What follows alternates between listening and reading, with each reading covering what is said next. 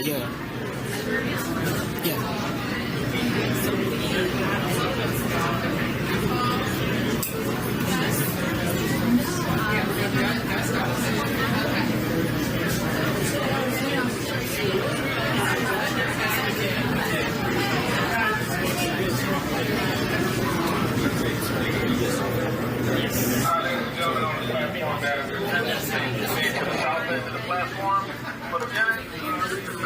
Once again, if you're on the platform, proceed to the south end of the platform. Between track 19 and 20 for the beginning of the celebration.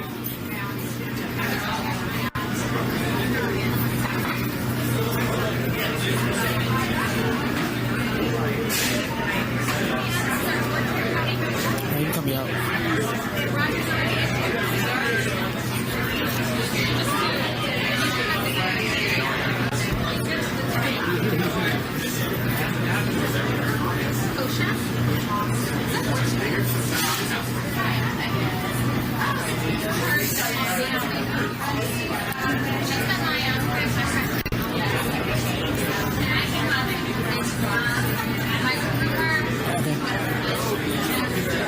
Go ahead.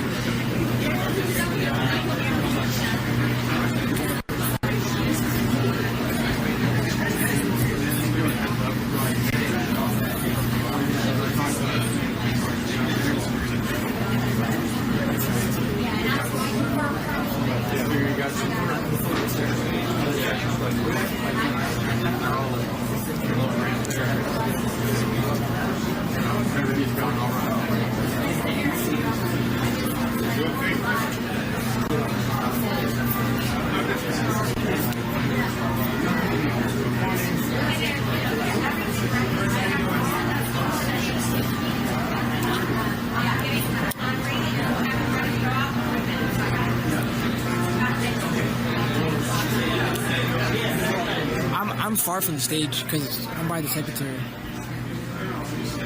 He's gonna come out any minute now, so I'm gonna be stationed.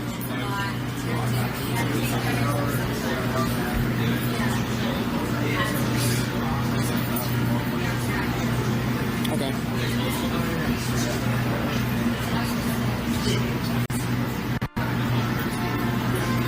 Just leave it as one recording.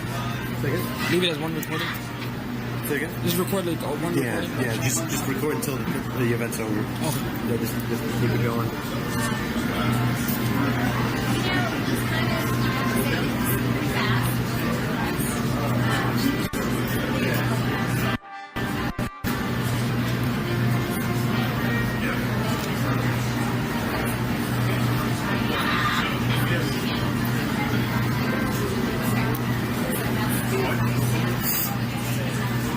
I got all one single up here.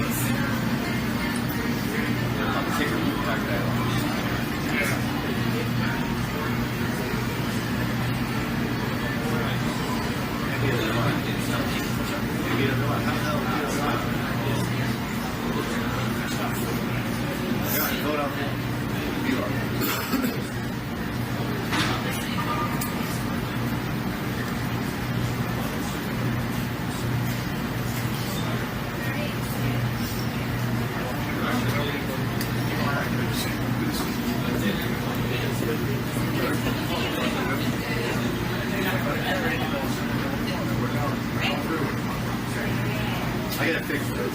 YouTube. Well, Christian, Christian says it's my fault. Christian is your fault.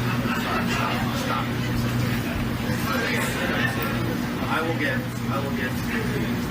try to sneak up, but I can get the extra stop.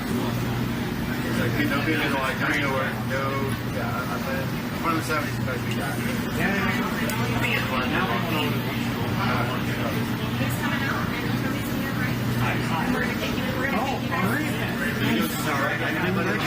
Alright, get ready. Everybody's following now?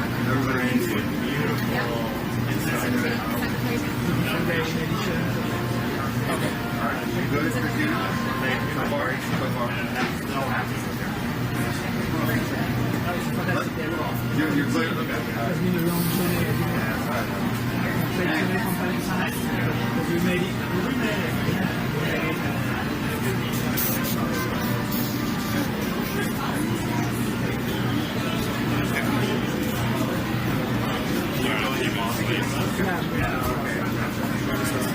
What's up, Ruth? I've been waiting over there. I'm trying to get a shot.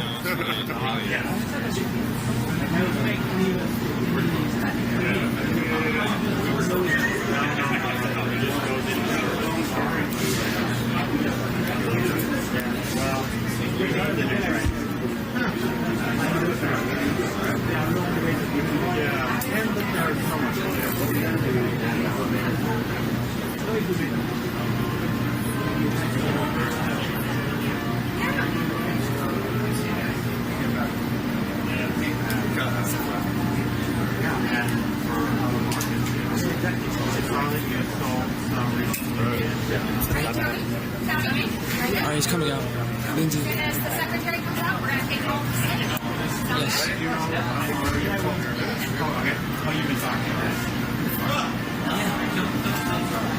He's been talking.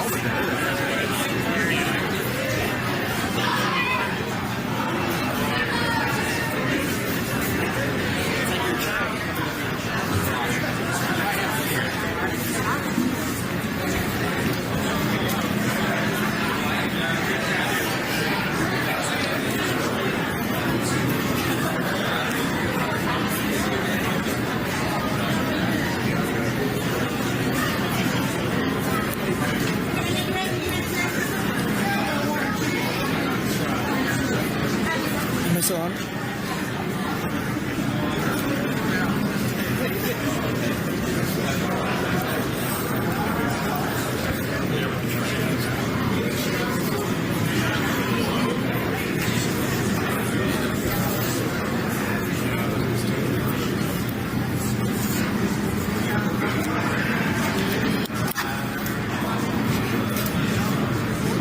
Good morning, everyone. I'd like to get everyone's attention. Good morning, everyone, and thanks for being here. I'm Board Chair Tony Kosha. Welcome to Amtrak 2.0. When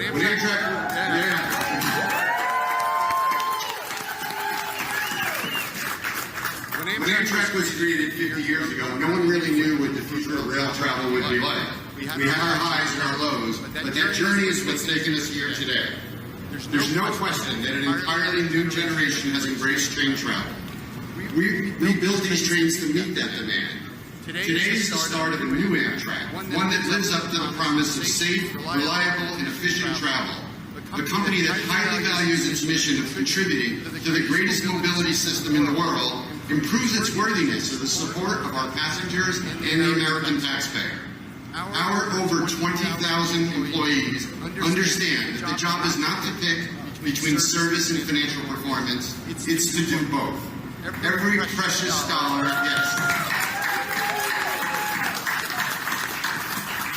every precious dollar of investment needs to make a difference, and every passenger needs to be our most important customer. Whether it's people traveling on the Northeast Corridor, on the brand new next-gen Acela trains, or our long-distance riders, or those using our state-supported services. Okay.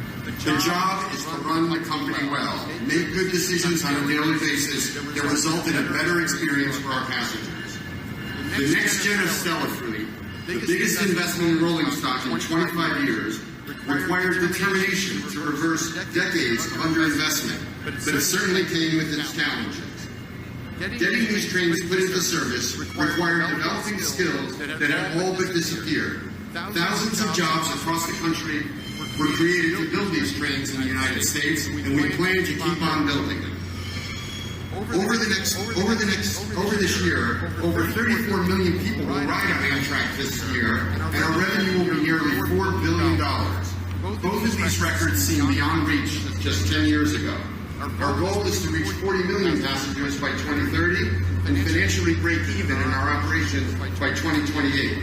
How will that happen? By working hard, being smart, and remembering that every day is not actually about the trains, but the passengers who ride on them and the taxpayers who pay for them.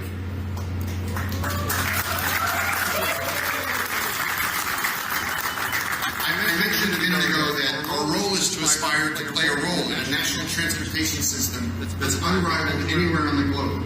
Our aviation, maritime, highways, and goods movement systems are both complex and impressive.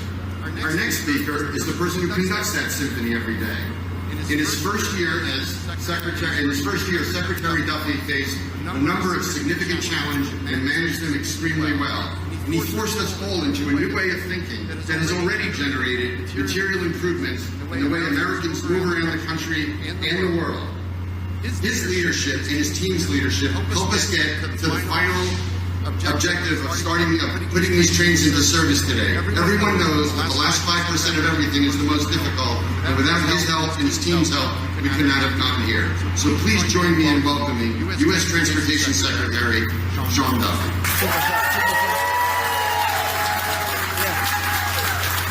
Thank you, I appreciate your leadership. You have done a fantastic job. It is a great day for a celebration. By the way, I don't know who brought it up, but the sun is shining, the sky is blue, the band is here. It's a wonderful day for this launch. Again, I think the president has been pretty clear on what he wants for a Union Station, for American travel, for train travel. He wants Union Station to be beautiful again. He wants transit to be safe again. And he wants our nation's capital to be great again. And today is part of that. Listen, I've had the opportunity, like many of you multiple times, to ride the old Acela. Again, and I think we'd all agree it was showing its age. And if you've taken a tour of the new trains, they're beautiful. They're going to be faster. We're going to have not 15 trains, we're going to have 28 trains. So we're going to be able to carry more people on these trains, which hopefully means better pricing. It's going to mean better revenue, but most importantly, a better experience for the traveling public. And again, that's what we do. We serve the American people with great experiences, and that's what this is about today. So I am completely honored to be here. Again, would I like to have us a little further off the federal dollar in time? Yes. I think, as Tony mentioned, this is going to bring us a little bit closer to that goal. Again, I would love to see high-speed rail in America. I don't think it should just be China, Europe, Japan, others that have high-speed rail. I think America has high-speed rail. This is at 160 miles an hour, one great step in that process. But again, this administration, this DOT wants to make those investments to make travel safe, efficient, and faster. And so I'm excited to be here at this time for this historic announcement. I also want to talk about Union Station. If you've heard the president and you follow DC news, the president has been very concerned about crime in our nation's capital. He wants a capital that is worthy of the greatest country that's ever existed on the face of the earth, which means a capital that's clean, a capital that's safe, and a capital that doesn't have its parks overtaken by homelessness. And so when we look at our equities, we are going to partner and invest in the streets of this city. But today, we are going to look at Union Station. And Union Station is frankly owned by DOT. We are going to take DOT from our partners back under DOT control, and we are going to make the investments to make sure that this station isn't dirty, that we don't have homelessness in Union Station. We want a place where businesses want to obtain leases and set up shop and serve the community of DC, but also the people that travel into DC via train. But also, we want if you're out, you want to go for a great meal, you want to go shopping, you want to come to Union Station because it's gorgeous, it's beautiful, it's safe, it's a great experience. That's what we want to do for Union Station. So today we're announcing that we're going to take Union Station back under DOT control. Not a power play, we've always had it, but we think that we can manage the property better, bring in more tenants, bring in more revenue, and that revenue is going to allow us to make investments in this beautiful building. It needs investments. It's been, I think, neglected for decades, and it's shown its age. And again, we want to make this place beautiful and the premier train station, not just in America, but the premier train station in the world. And that takes money. And again, it's this reform that's going to help us make that happen. Again, I would be remiss if I didn't talk about what's happened with regard to the last couple of weeks in D.C. Robberies are down 52%. Carjackings, they're down 38%. Violent crime across the board is down by 40%. All of us, if you have kids, you want to be able to move throughout this city without being in fear for your safety or your life. And I appreciate the president driving these policies that are going to change the way people can live and move and feel safe in this community. And we're going to do our part to make sure that people feel safe at Union Station, especially those who are then going to move to Union Station and have a great experience on these new Acelas. I want to take a quick moment and thank our FRA team, who has done a fantastic job. I never thought I'd know so much about trains or care so much about trains, but we have a passionate team who care about making sure people move faster, safer, and more efficiently through our system. But the leader of our team that's truly grabbed these issues is our Deputy Secretary, Steve Bradbury, who's going to come up and speak as well. But he has taken the lead for DOT. He's had great vision. And has been a great partner. And a lot of what's happening wouldn't be taking place without his vision and leadership and partnership at DOT. So, Steve, I want to thank you for all that you've done to make today happen. I want to thank you all for coming out. I hope that as we celebrate today, and I love the science and the fanfare and the excitement around this, it's wonderful. We should have more experiences like this, American experiences like this, because I want people to have a choice. I want their air travel to be less delayed or less canceled. We're on the way to that, by the way. Give me some time. Hopefully next summer is going to be better than this summer. I want less congestion on our streets. But I want people who say, you know what, I don't want to fly to New York. I don't want to drive to New York. I want to take the train to New York to have a great, awesome option on these trains to make that choice. And again, it's about longer Americans. the truth for more travelers. And again, what we're doing here is, again, I think opening up a lot of options for the American people to travel differently, travel by train. And so I'm excited. I couldn't be more honored that the President gave me this position at DOT. I'm just going to tell you, I think he gave me the best job in all the Cabinet. Some of the other Cabinet members may disagree with that, but I think I've got the best job. And I think we impact people's lives. How people move, how quickly they move, how delayed they are, how safe they are, impacts their lives. Do they get home for dinner? Are they late to dinner? Do they tuck their kids in for bed? Do they make the business meeting? All of our work together truly impacts the way people live and experience their families, their communities, and how effective they are at their jobs. So I want to thank you all for all of your hard work, your efforts. And again, exciting days that we want this not to be the first and last. We want this to be the first of many great announcements that we make that's going to make travel and train travel great again in America. So thank you all for coming out. God bless and honor to your service.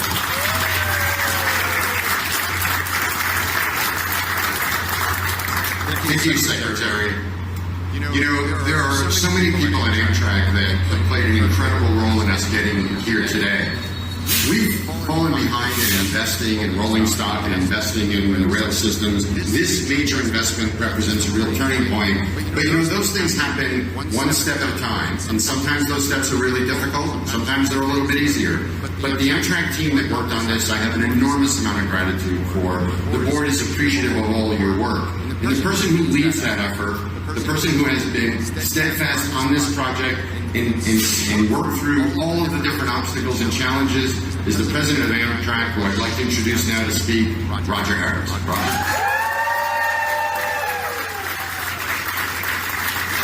Thank you, Tony, and thank you, Mr. Secretary. It's very exciting day here today.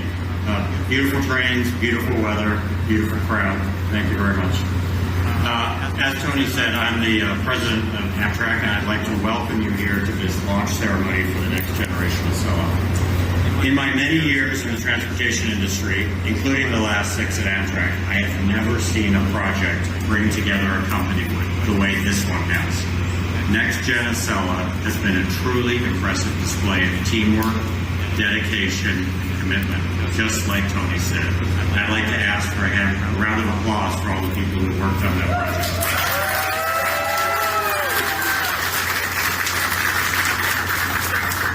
It's easy to say that these are great days for Amtrak.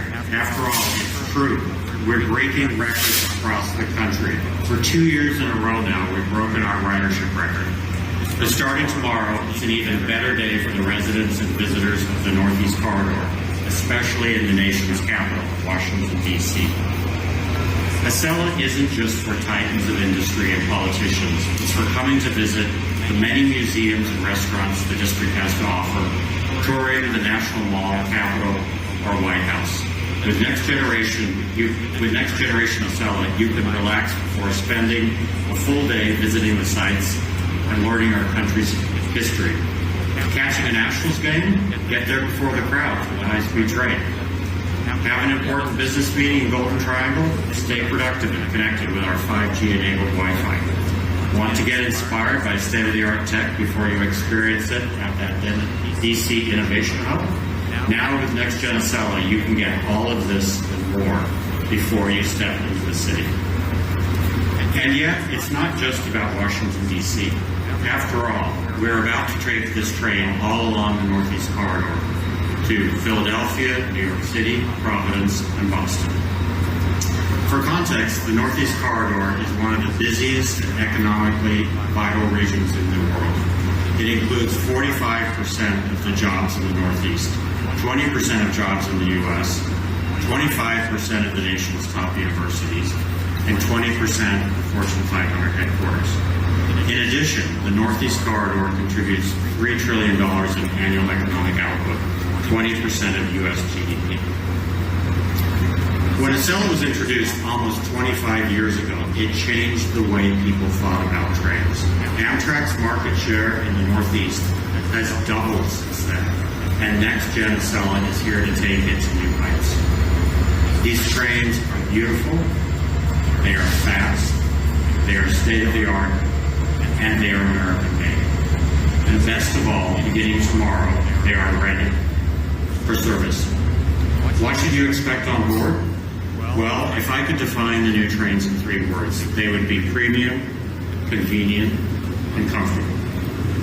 Plus, by traveling at up to 160 miles per hour and offering more daily departures, there has never been a better way to travel by train in America. Thank you to Alstom and suppliers for designing and manufacturing these trains, as 95% of the components are made right here in America.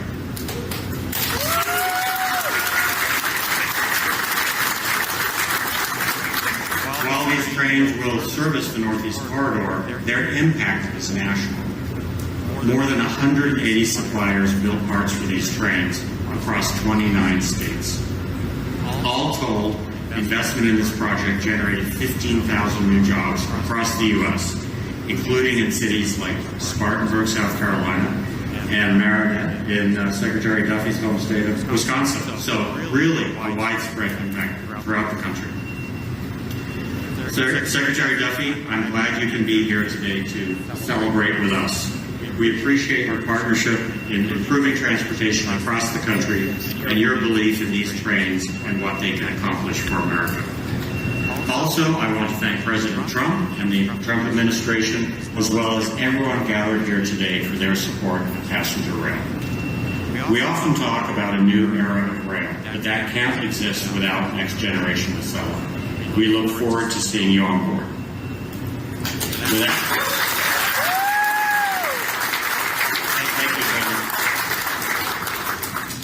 Thank you, Roger. Very, very well said.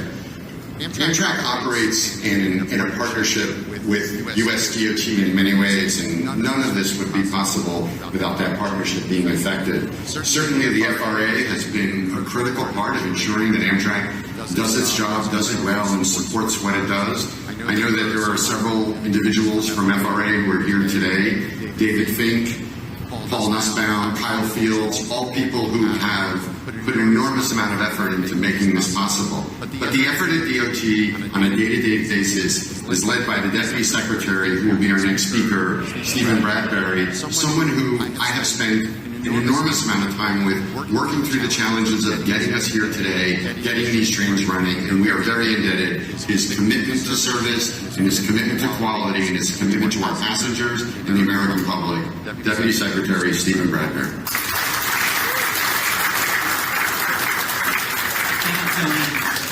What an honor to be here, and really it's an honor for me, a privilege to serve with Secretary Duffy in this second Trump administration. I served in the first one, but I can tell you the energy level in the second Trump administration is just off the charts. It's energizing for me every day. And the ambitions that this administration have, I mean, you've seen the announcements, you see what we're doing. And making rail travel great again in America is part of the ambition of the Trump administration. And so that's what brings us here today. I really want to congratulate Roger and his team, our colleagues at Amtrak. It's a great day for Amtrak. And we have a perfect day weather-wise. Wow. And I have the best view right now, looking right down the nose of this beautiful, gleaming, high-speed train set. Real, true high-speed train set for the United States. Very exciting. It's going to really make a great passenger experience for Amtrak's customers on the Northeast Corridor, like never before. But those customers also deserve a great passenger experience at Union Station. I also have the privilege, as the Secretary's representative, to chair the board of directors of the Union Station Redevelopment Corporation. That's a DC corporation that was set up by Secretary Elizabeth Dole back in the 1980s, pursuant to a direction from Congress. Congress in the 1980s transferred ownership of Union Station to the Secretary of Transportation and gave us a charge to maximize the revenue potential of the station, make it a center of economic activity, generate revenue to go into the station and preserve the historic nature of this gorgeous Beaux-Arts rail station, one of the most beautiful buildings in the entire country, entire world, really. And that worked great in the 1980s. You may recall there was a wonderful redevelopment of Union Station. It was beautiful. It was an economic center. It was vibrant. It was really an outstanding symbol of our nation's capital. That was more than 40 years ago, and things have unfortunately gone downhill. We've neglected the basic capital needs of the station. The capital needs now amount to something like $170 million. We need a new roof. We need new systems in the station. We need new restrooms in the station. There's a lot to do, and unfortunately, there isn't the money available. As the Secretary said, the utilization of the station is not where it needs to be. We need to maximize the retail revenue of the station, the revenue of the station as an event space. Can you imagine a better event space? And that should generate huge revenue. Digital signage. We have a parking garage. We need to bring this all together and maximize it. We need to get the station on stable financial footing, and we need to address those acute capital needs of the station. I see Doug Carr here, who heads up USRC, the Union Station Redevelopment Corporation. We're working together with Doug and with Amtrak. As the Secretary said, we have a plan at DOT to take back control of the station, working with our partners, USRC and Amtrak, to get it on a stable financial footing, to address the rehabilitation needs of the station, and really do what Congress demanded we do and take care of this beautiful historic building. Once we do that, and we have a plan to do that quickly during the current Trump administration, we then want to set the foundation to open the doors to a beautiful expansion of the station in the future, probably through a P3, a public-private partnership with a beautiful new passenger concourse. You know, the Biden administration had a plan for a new passenger concourse. They were going to spend a cool $10 billion over 13 years to expand the station out this way, but they weren't going to spend a penny on the historic train house. That's really the wrong priorities. We got to get this historic train house back on good footing, and then we can talk about a reasonable expansion that will make sense and for which Congress will provide a budget with private investment. So that's the long-term vision, which then will create what a passenger experience for Amtrak on the Northeast Corridor. That will supercharge this beautiful Acela service, and that will make for a sustainable future for growth and prosperity and profitability, let's hope, for Amtrak in the future. So thank you all for coming. It's a beautiful day, and let's ride the train.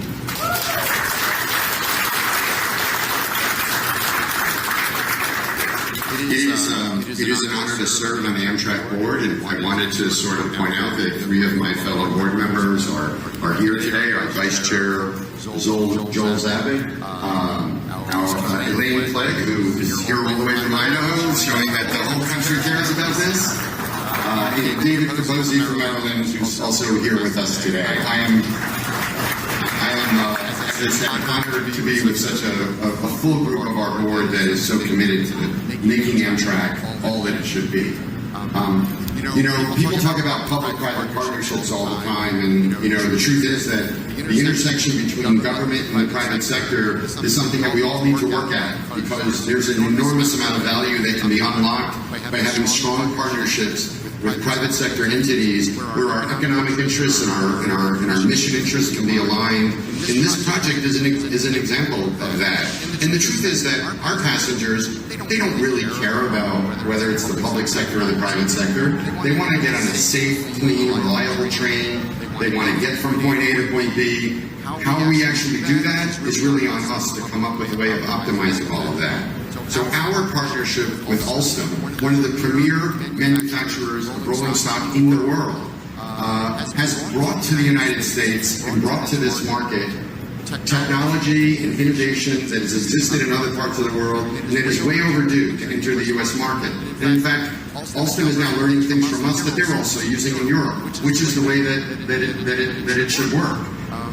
And in all of that, we've learned to work together, and we've learned to repeat this and do it more. And what's really amazing about all of this is that the technology and the innovation that exists globally has been brought to the United States, but the jobs have been created here.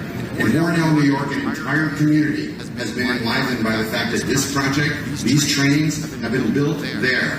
And we're very indebted to our partner for having seen the wisdom of doing that and accessing that unbelievable American workforce that I know Amtrak relies on and the country relies on. So it is an honor to introduce from Alstom their chief executive, Henri Poupard-Lafarge.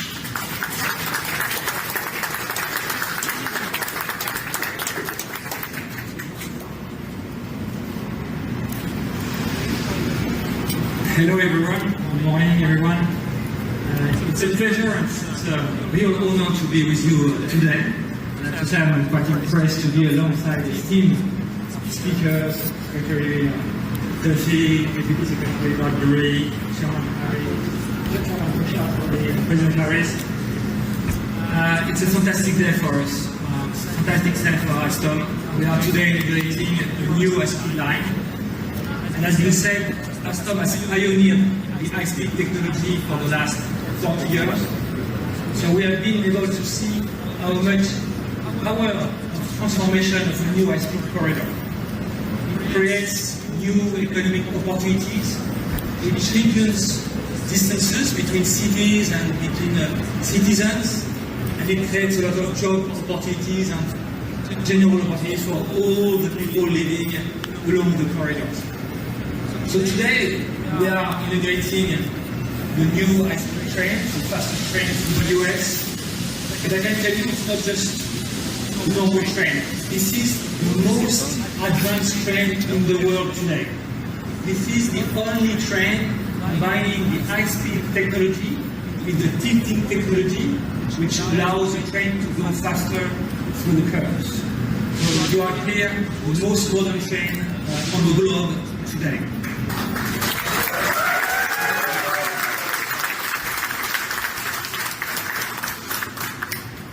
Instead, this train has been entirely built here in America.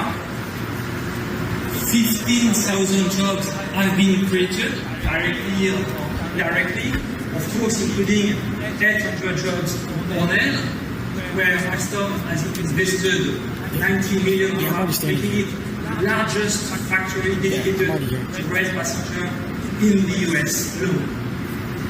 We have also 95%, has been said, of local content, of US content, including 190 suppliers across 29 states. So this is really a combined effort of all the nations to create this fantastic train. Of course, as much as I love the trains and the product, I'm fully aware that the effort is not just the product. The effort is a complete transformation on the infrastructure, on the regulation, on the safety, on the security, in order to offer to the passengers world-class experience. That will, all this expertise has been built and will be able to be replicated, if I may say, for other high-speed projects throughout the nations. And at that point in time, I really want to pause and to thank and to recognize the leadership, the vision of our partners, and first and foremost, of course, Amtrak, the administration, the FAA, which pushed us during all this time to make us even better, to push this train to be at its max possibilities, and it has been a fantastic journey with all our partners in the US. For Alstom, this is not the end of the journey, this is the beginning of the journey, because we are as much committed to deliver the trains, as much committed to make the success in operations. So we are going to provide maintenance, spare parts, trains, trip planning, everything which is necessary to make the next gen Acela a success in operation as well. Because today, as we say, we are not just integrating a train, we are integrating a new era for US transportation, safer, cleaner, more connected, at the end of the day, more competitive and more productive.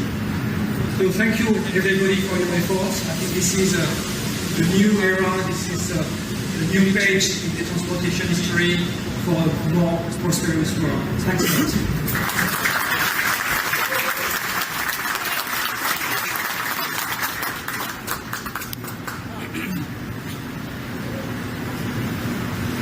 Good morning. Morning. I have the honor today of being the conductor on the inaugural run of Amtrak's next generation of high-speed train set. And I just want to thank our speakers. Thank you, all of you, our guests, for being here. And also I want to thank the teams from Amtrak and Alstom for all the hard work they've done to put this project into a reality. And with that being said, all that's left to say is, all aboard!